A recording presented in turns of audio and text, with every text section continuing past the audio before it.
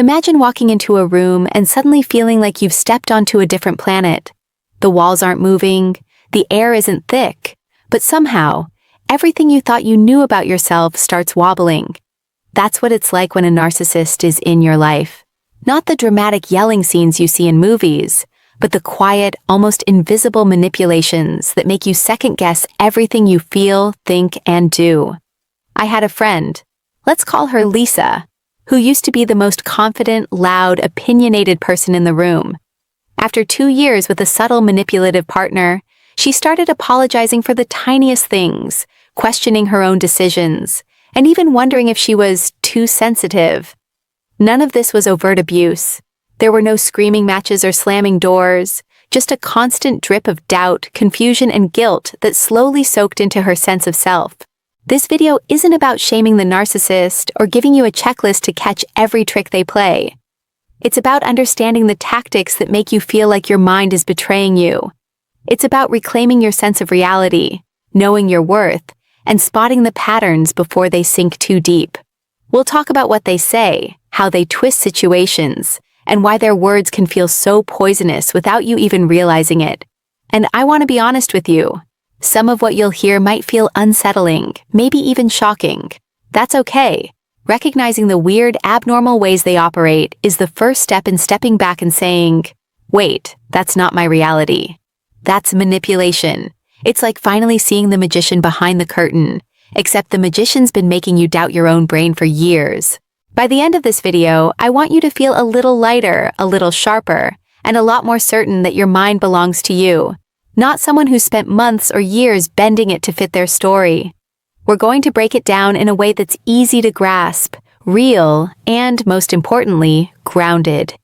You're not alone in this. And if you stick with me, by the end, you'll start recognizing the patterns before they take hold. So let me tell you something that'll probably make your stomach flip just a little.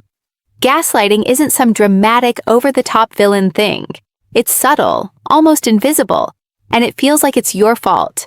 I had a friend, we'll call him Mark, who kept insisting he never said things he obviously did. At first, Mark's partner would just casually deny it. I never said that, or, you're remembering it wrong. And Mark, he'd think, maybe I misheard. Maybe I am overreacting. Weeks go by, months even, and suddenly the voice in his head isn't his anymore. It's theirs. Here's the thing about narcissists. They are master storytellers. Not in a creative, wow, that's a great tale kind of way. In a way that rewrites your reality so carefully that you start questioning your own memory, your own judgment, your own gut feelings. They'll twist the simplest conversation into something that makes you look like the crazy one. Why are you so sensitive? You're imagining things.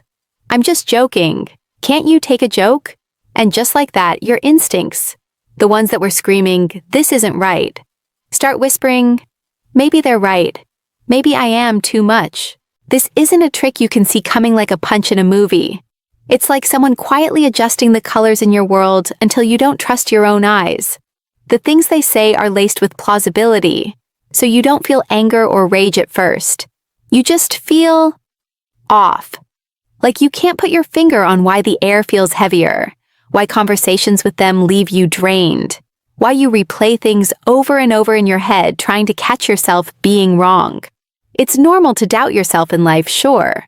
But when it starts happening all the time around the same person, in ways that make you apologize more than laugh, that's a warning sign. That's the gaslight. And recognizing it, that's the first step in taking your head and your life back. In the next part, we're going to look at the ways they mix charm and guilt, how compliments, attention, and flattery aren't just random acts of kindness, but tools to keep you tethered. You'll see why that sweet side can feel like oxygen when really it's a trap. Okay, picture this. You meet someone who makes you feel like sunlight just touched your soul. They're attentive, funny, maybe even shockingly thoughtful. At first, it feels like you found a unicorn in human form. That's exactly how narcissists reel you in. They know the power of charm, and they use it like a magician uses misdirection. One minute you're laughing at some ridiculous joke, the next you're wondering why your chest hurts when they're not around. I remember someone I knew. Let's call her Lila. Her ex would pile on compliments, one after another, until she felt like she was glowing from the inside out. "You're amazing! No one gets me like you do. I've never felt this connected before." And when he pulled back, even slightly, she felt off balance, craving the words again. That craving, that's exactly what they want. It's not love. It's control. It's a subtle push-pull that keeps you hooked without you even noticing. Here's where it gets tricky. These bursts of charm aren't consistent, and that's intentional. The unpredictability creates a psychological trap. You start thinking, if I just do the right thing, maybe I'll get that magic back. And the compliments? They start to feel like validation you can't live without. Every little nice thing becomes a needle threading you closer to them, tying you in without a rope anyone else can see. But the crazy part? They mix charm with guilt. Maybe they text you at 2 a.m., apologizing for some vague mistake you supposedly made. Or they say, "I did this for you. Why can't you appreciate it?" That's not generosity, friend. That's leverage. They're teaching your brain to associate their affection with pressure, making you feel like you need to constantly earn approval. Recognizing this pattern is huge because it's the invisible chain they want you to wear. Charm, attention, compliments. All tools to make you doubt your own judgment and feel incomplete without them. Once you see it for what it is, you start reclaiming your perception of reality. Next, we'll break down the tactics they use to isolate you emotionally, the ways they make you feel like nobody else can understand you the way they do, and why that's one of the scariest, sneakiest tricks in the narcissist playbook. Here's the thing most people don't realize. Narcissists don't need to be loud or violent to trap you. Their real weapon is quiet, almost invisible isolation. It's not always about controlling your every move. It's about making you feel like you can't move without them. They start small, planting tiny doubts about your friends, your family, even your own instincts. Over time, it grows into this invisible barrier between you and the rest of the world. You might notice it in how they react when you talk about anyone else. A sarcastic comment here, a subtle jab there. Are you sure your friend really has your back? I think your family doesn't understand you like I do. It feels almost harmless at first. You laugh it off, but slowly your circle shrinks without you noticing. You begin to rely on them for validation, for perspective, for reality itself. Another truth, they're masters at making you doubt yourself.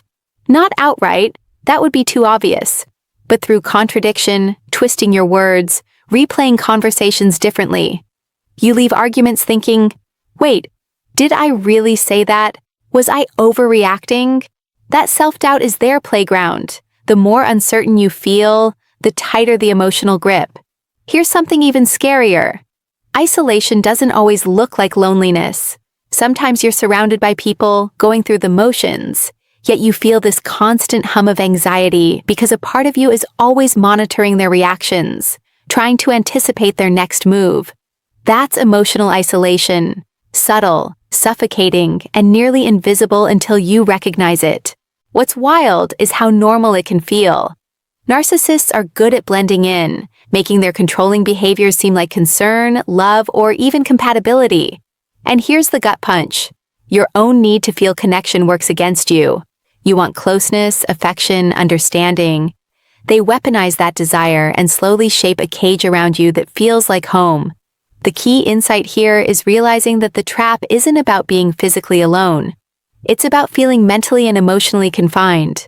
Once you see the pattern, you start reclaiming mental space, questioning the narratives they've built, and slowly trusting yourself again. That's where the recovery begins. Next, we'll explore the sneaky guilt trips and emotional manipulation they throw in to keep you in line. The invisible strings you didn't even know were attached. Let's get real for a second. One of the sneakiest things a narcissist does is guilt you, but not the obvious, dramatic kind. It's quiet, almost invisible, and it hits you in the gut before your brain even catches up. I guess I just care more than you do. After everything I've done for you. Sound familiar? That little pang you feel? That's exactly what they're counting on. Here's the part most people don't see. A lot of us actually let this happen. We're wired to want to fix, to make people happy, to smooth over tension. And narcissists are like predators who understand your wiring better than you do. They know your blind spots, the corners of your mind where self-doubt lives, and they push right there, so you start questioning yourself instead of them. The story I want you to really picture is this. Imagine someone says something small, almost playful, but layered with blame. You laugh nervously, thinking maybe it's your fault, maybe you overreacted.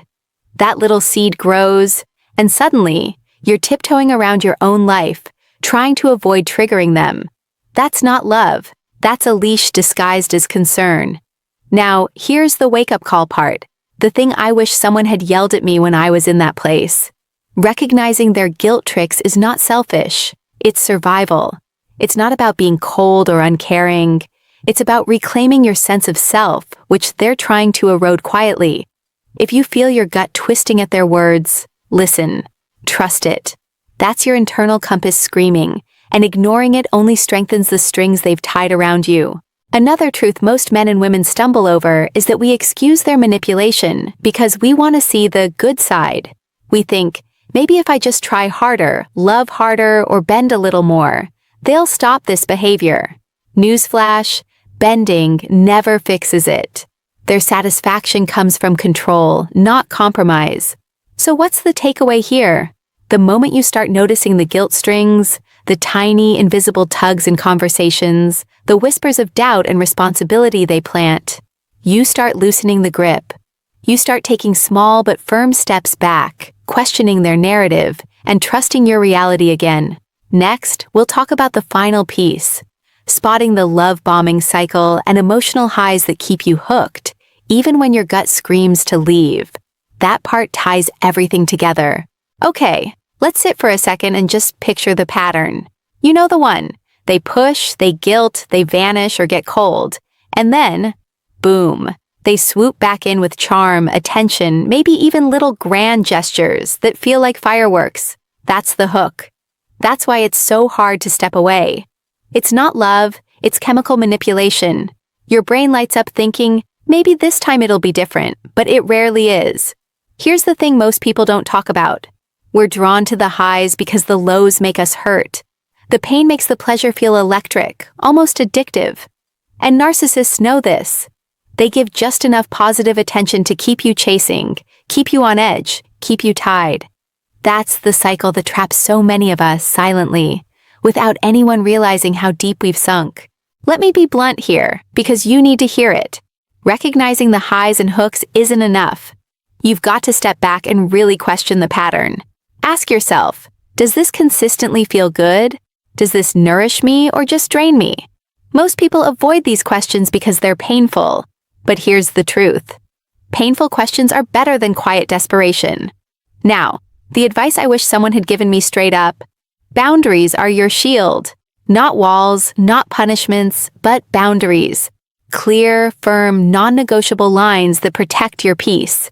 If they push past them, that's not you overreacting.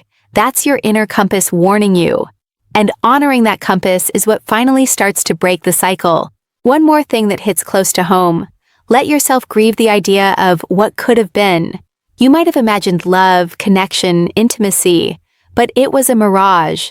Grieve it, cry it out, talk it out, scream if you need. Because the faster you let that go, the faster you regain your freedom. The highs will always be tempting, but if you cling, you stay trapped. So, what's the real takeaway? Recognize the hooks, understand the highs and lows, honor your boundaries, and reclaim your life one small step at a time. That's how you turn the story from being caught in manipulation to being fully awake in your own reality. Next, we'll wrap all this up with a conclusion that ties the lessons together, gives you that bold statement to chew on, and leaves you with something real to carry forward. All right, here's the part where I just talk to you straight, like we're sitting on a couch with coffee that's gone cold because we got caught up in the conversation. If you've been listening and feeling everything I just said, I want you to pause for a second and really take this in. You don't have to stay in that storm. You don't have to replay the highs and lows, the guilt trips, the disappearing acts. You get to step out of the cycle and just breathe. Here's the bold truth. Loving someone who constantly manipulates you isn't love. It's conditioning. It's a trap disguised as affection. And the second you name it for what it is, the second you call it by its real name, is the moment you start reclaiming your life. That doesn't mean it's easy. It doesn't mean it's quick. But it does mean you're finally doing something that actually matters for you. Think about it like this. Every time you let go of the need for their approval, every time you reinforce your boundaries, every time you honor your feelings over their games, you're building a life that isn't dictated by someone else's ego. And that, my friend, is freedom. The freedom to live without walking on eggshells. The freedom to trust yourself again. The freedom to choose people who actually add value instead of drain it. And yes, it's scary. It's uncomfortable. You might even feel guilty at first, like you're overreacting or being harsh. That's your old patterns talking. Ignore them. Listen to your gut, to your heart, to the part of you that's been whispering, "I deserve better." That's the voice you need to trust. So here's what I want you to do. Take a deep breath. Acknowledge the highs, the hooks, the manipulation. Name it, understand it, and then gently, firmly start stepping away. Let yourself grieve what wasn't real. And as you do, notice something incredible happening. You start to feel more like you again. I want you to leave a comment, share your story, or just say, "I hear you." I'll read them, I'll respond to some, and we'll keep this conversation alive. Because the more we talk about this, the less power the narcissist's games have over us. And that's real strength. You're not just surviving this, you're learning, growing, and finally taking your life back. And that, right there, is something no one can take from you.